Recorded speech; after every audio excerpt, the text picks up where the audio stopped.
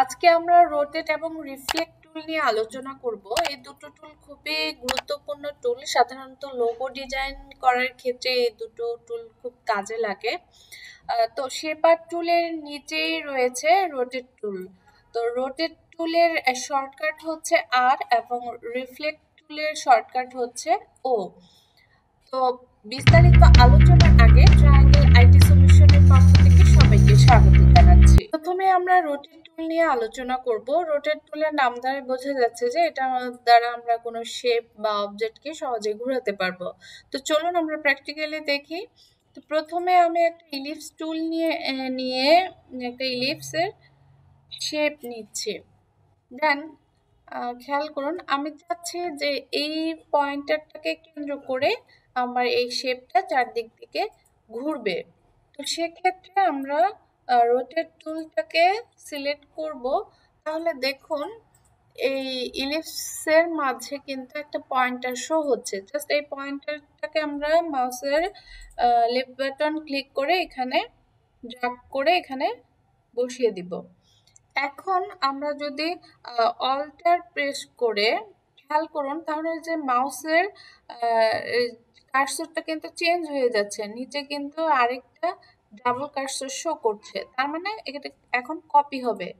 Just আমি মাউসের left button click করে ড্র্যাগ করে যদি আমি একটু সরিয়ে দেই, তাহলে দেখুন একটা কপি হয়ে গেছে। এখন যদি কন্ট্রোল ডি প্রেস করতে থাকি, কন্ট্রোল প্লাস ডি প্রেস করলে দেখুন একটা সুন্দর ফুলের মতো শেপ তৈরি হয়ে গিয়েছে। আচ্ছা, আমি সবগুলোর যদি স্টকটা উঠিয়ে দেই, তাহলে দেখতে আরো সুন্দর লাগবে। দেখুন কত সুন্দর একটা ডিজাইন হয়ে গিয়েছে। আচ্ছা, আমরা আরেকটা দেখি। তো প্রথমে আমরা একটা সার্কেল নিয়ে নিচ্ছি।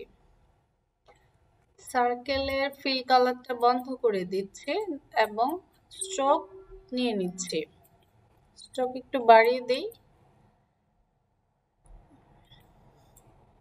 চাচ্ছি যে এইটাকে কেন্দ্র করে কোনো একটা শেপ ঘুরবে। সেক্ষেত্রে একটা শেপ নিয়ে নেই। এখানে আমরা একটা ত্রিভুজ নিয়ে নিচ্ছি। আচ্ছা, ত্রিভুজের স্ট্রোকটা বন্ধ করে দেই এবং ফিল কালার রেড নিচ্ছি। এখন আচ্ছা, আমি চাচ্ছি সার্কেলের মাঝ বরাবর একটা লাইন নিতে। তো বা সেন্টারটাকে আমি খুঁজে পাবো কিভাবে? তো আমি যদি কন্ট্রোল আর প্রেস করি, তাহলে রুলার আসবে। কন্ট্রোল আর প্রেস করলে এই দেখুন রুলার আসবে। তো এই রুলারটাকে জাস্ট আমি ড্র্যাগ করে কিন্তু সেন্টার পয়েন্টে বসাতে পারবো। এখানে আমার সার্কেলটাকে আগে সিলেক্ট করতে হবে, তাহলে বুঝতে সুবিধা হবে। তারপর উপর থেকেও আমি একটা স্কেল নিয়ে আসছি, কিন্তু লাইনটা মাঝ বরাবর বসিয়ে দিলাম। এখন কিন্তু সহজে আমরা বুঝতে পারছি যে আমার কেন্দ্রবিন্দুটা কোথায়। এটা হচ্ছে আমার বৃত্তের কেন্দ্রবিন্দু। তো আমি জাস্ট আমার ট্রায়াঙ্গেলটা এখানে বসালাম। এখন আমি রোটেট টুলটাকে সিলেক্ট করলে দেখুন এখানে একটা পয়েন্টার শো হচ্ছে। এখন এটাকে আমি ড্র্যাগ করে জাস্ট এই কেন্দ্র বরাবর বসিয়ে দিব, কারণ আমি চাচ্ছি এই কেন্দ্রকে ঘুরে এই ত্রিভুজটা চার সাইডে ঘুরবে। এখন অল্টার প্রেস করলে জাস্ট কপি হয়ে যাবে।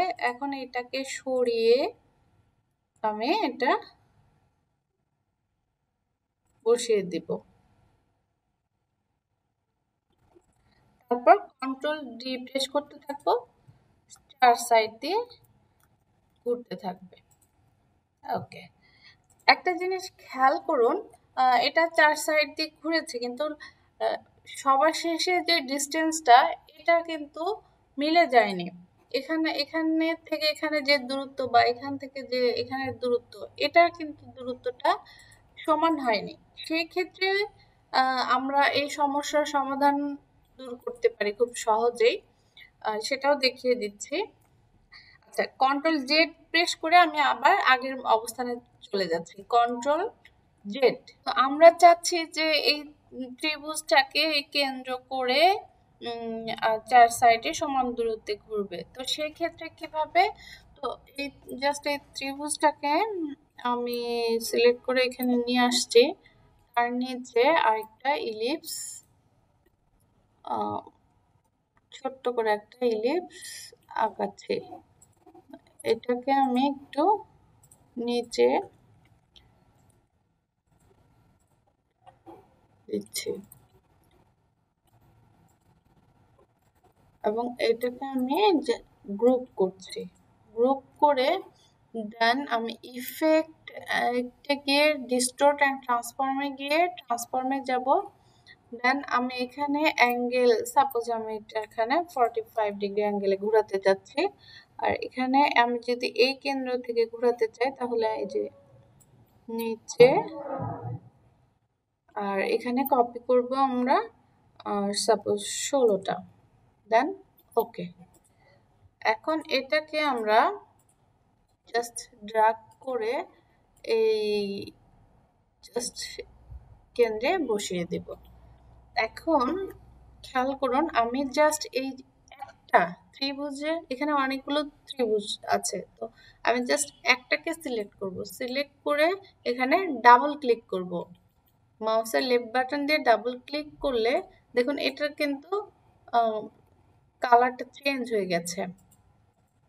তো এটাকে জাস্ট ড্র্যাগ করে আমি যেখানে বসাতে চাচ্ছি জাস্ট সেখানে প্রেস করব। ওকে, দেখুন কি সুন্দরভাবে এটা সব দিক দিয়ে সমান দূরত্বে ছড়িয়ে গেছে। বাইরে আমি ডাবল ক্লিক করি, এটা আগের অবস্থানে ফিরে আসবে। তো এইভাবে আমরা সমান দূরত্ব রেখে আমরা কিন্তু একটা ডিজাইন সহজে করতে পারি। এছাড়া অন্যভাবেও করা যায়। খেয়াল করুন, আমি আরেকটা ইলিপস নিচ্ছি। এখন এই ইলিপসটাকে আমি জাস্ট ইফেক্টে গিয়ে ডিস্টোর্ট অ্যান্ড ট্রান্সফর্মে গিয়ে ট্রান্সফর্মে যাব। দেন এখানে আমি সাপোজ 21 ডিগ্রি অ্যাঙ্গেলে ঘোরাতে চাচ্ছি।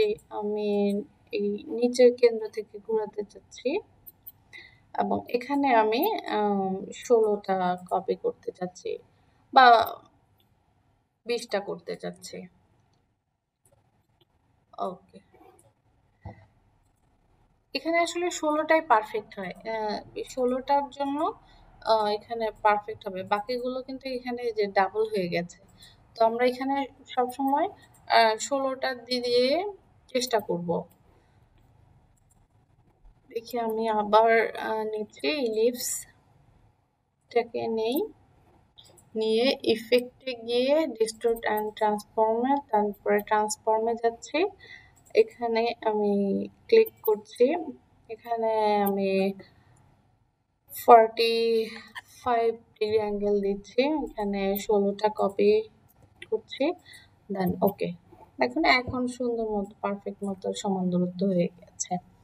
তো আপনারা আসলে এখানে ডিগ্রিটা যদি কমাই দেন সেক্ষেত্রে আরো অনেকগুলো পাপড়ি দিতে পারবেন। তো এইভাবে আপনারা রোটেট টুল ইউজ করে কিন্তু সুন্দর সুন্দর অনেক সুন্দর সুন্দর ডিজাইন করতে পারবেন। তো আপনারা অবসরে সেগুলো প্র্যাকটিস করবেন। আচ্ছা, আরেকটা জিনিস খেয়াল করুন, তো প্রথমে আমি একটা ইলিপস নিয়ে নিলাম। তো আমরা কিন্তু এটাকে আমরা এখানেও কন্ট্রোল করতে পারি কিবোর্ড দ্বারা। তো এখানে যদি আমরা রোটেট টুলটাকে জাস্ট এখানে গিয়ে এখানে ডাবল ক্লিক করি, একটা বক্স পাবো। তো এখানে কিন্তু খেয়াল করুন আমরা বিভিন্ন অ্যাঙ্গেল দিতে পারবো। সাপোজ আমি এখানে 45 ডিগ্রি অ্যাঙ্গেল দিতে যাচ্ছি, তো আমি কপি করতে যাচ্ছি, তার মানে আমি যে শেপটাকে সিলেক্ট করেছি সেটাকে 40 ডিগ্রি অ্যাঙ্গেলে ঘোরাতে পারবো কপি করার মাধ্যমে। বা আমি চাচ্ছিলাম কপি করার দরকার নেই, জাস্ট আমি সেটাকে 45 ডিগ্রি অ্যাঙ্গেলে ঘোরাবো, সেটাও ঘোরাতে পারবো। তো আমরা দুটোই দেখি। তো প্রথমে আমরা জাস্ট কপি করছি না, জাস্ট 45 ডিগ্রি অ্যাঙ্গেলে দিয়ে ওকে করছি। খেয়াল করেন এটা 45 ডিগ্রি অ্যাঙ্গেলে ঘুরে গিয়েছে। তো এটা এখানে যদি আমরা আবার ক্লিক করি, তো এখন যদি আমরা কপি করি, তো তাহলে ওকে, দেখুন এটা 45 ডিগ্রি অ্যাঙ্গেলে আরেকটা কপি হয়ে গিয়েছে। তো এইভাবে আমরা আমাদের ইচ্ছা অনুযায়ী যে কোনো শেপ বা অবজেক্টকে ঘোরাতে পারবো। আমরা এখন রিফ্লেক্ট টুল নিয়ে আলোচনা করব। এটি খুবই চমৎকার একটা টুল। সাধারণত লোগো ডিজাইন করতে গেলে এই টুলটা বেশ কাজে লাগে। রিফ্লেক্ট টুল মানে হচ্ছে প্রতিফলন। তো রিফ্লেক্ট টুল ব্যবহার করে সাধারণত আমরা যখন একটা অংশ তৈরি করি এবং হুবহু আরেকটা অংশ তৈরি করতে গেলে অনেক সময় লাগবে, সেই ক্ষেত্রে আমরা রিফ্লেক্ট টুল করে ওই অংশটাকে তৈরি করতে পারি। তো চলুন কিভাবে আমরা তো বানাবো দেখে নেই। তো প্রথমে আমি পেন টুল নিয়ে নিচ্ছি। পেন টুল নিয়ে জাস্ট আমি একটা পাতার মতো শেপ তৈরি করে নিচ্ছি।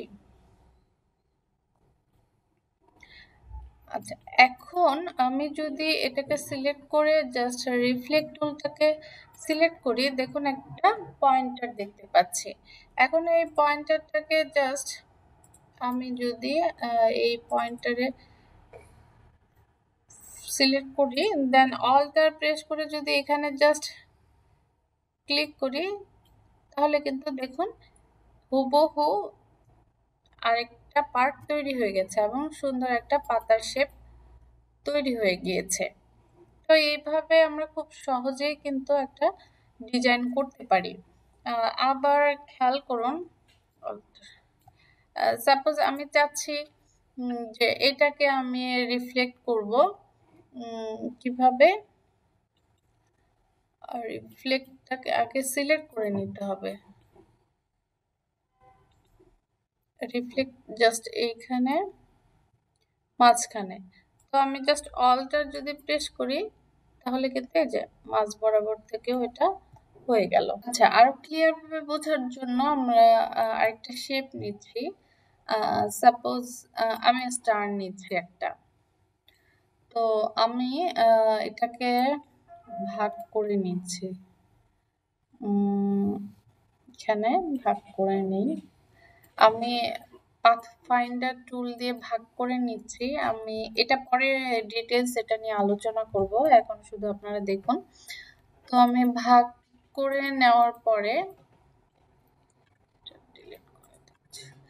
চাচ্ছি যে হুবহু এইখানে যে ডিজাইনটা আছে এই পাশে একই রকম ডিজাইন হবে।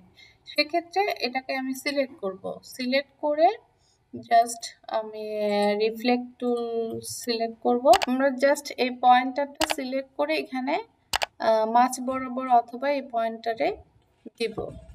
দেন আমরা হচ্ছে এখানে অল্টার প্রেস করে যদি কপি করি, তাহলে কিন্তু এই যে দেখুন এরকম একটা শেপ তৈরি হয়ে গেল। তো আজকের মতো আলোচনা এখানেই শেষ করছি। ভিডিওটি ভালো লেগে থাকলে লাইক, শেয়ার, কমেন্ট করুন।